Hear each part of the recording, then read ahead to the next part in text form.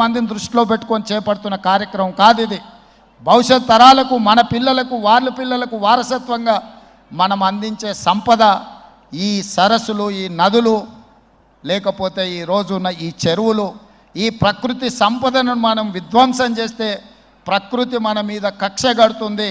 ప్రకృతి మన మీద ప్రకోపిస్తే మనం చెన్నైలో చూసినాం, అదేవిధంగా ఉత్తరాఖండ్లో చూసినాం, నిన్నగాక మొన్న వాయనాడు, మనం కేరళలో చూసినాం.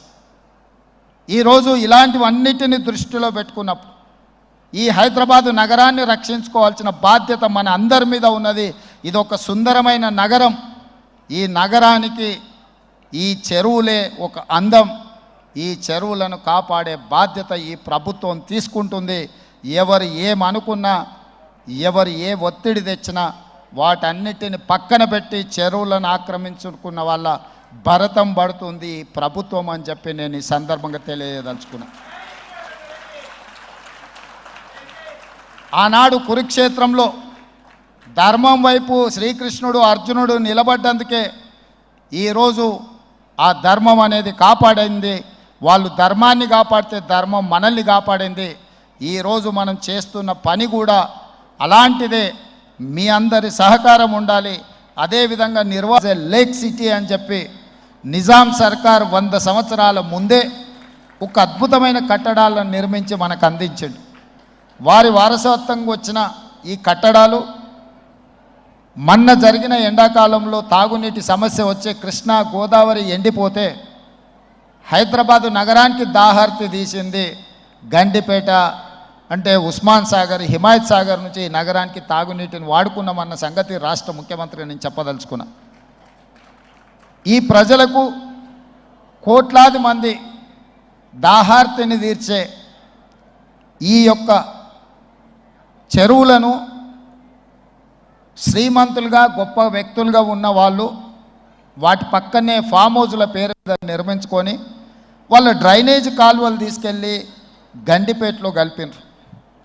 నేను ఇక్కడ వేదిక మీద ఉన్న పెద్దలతో పాటు ఇక్కడ వచ్చిన భక్తులను నేను ఒకటే మాట అడగదలుచుకున్నా. ఇవాళ వాళ్ళ విలాసవంతమైన జీవితం కోసం నిర్మించుకున్న ఫామ్ హౌజులలో నుంచి వచ్చే డ్రైనేజ్ గండిపేటలో హిమాయత్ సాగర్ తాగునీటిలో కలిపితే ఆ నీళ్ళు హైదరాబాదు నగరానికి తాగడానికి సరఫరా చేస్తుంటే వాళ్ళు నిర్మించిన అక్రమ నిర్మాణాలను వదిలేస్తే ఇక నేను ప్రజాప్రతినిధిగా విఫలమైనట్ట కాదా మీరు ఒక్కసారి ఆలోచన చేయండి. అందుకే ఒత్తిడి వచ్చినా, మిత్రులకు ఫామ్ హౌజులు ఉన్నా ఏవీ వదలకుండా హైడ్రా అనే ఒక సంస్థను ఏర్పాటు చేసి తెలియకుంటేనే ప్రజాప్రతినిధులం కొన్ని మన దినచర్యల్లో భాగంగా కొన్ని తప్పిదాలు చేస్తుంటాం. తప్పుదలు తెలవకుంటేనే కొన్ని తప్పులు జరిగిపోతుంటాయి.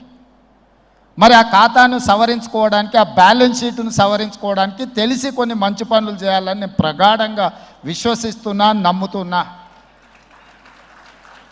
ఆ తెలిసి చెయ్యాలనుకుంటున్న మంచి పనుల్లో భాగము ఈ చెరువులను చెరబట్టిన వాళ్ళ నుంచి విముక్తి కలిగించాలన్న ఏకైక లక్ష్యంతోనే ఈరోజు చెరువులను ఆక్రమించుకున్న వాళ్ళను ఎవరిని వదలకుండా ఉక్కు పాదంతో అణిచివేయాలన్న ఆలోచన, అందులో నిర్మాణాలను ఏ ఒత్తిడి వచ్చినా వెనక్కి తక్కకుండా తొలగించాలన్న ఆలోచనతోనే ఈరోజు ఈ చెరువులలో ఉన్న అక్రమ కట్టడాలను కూలగొడుతున్నాము.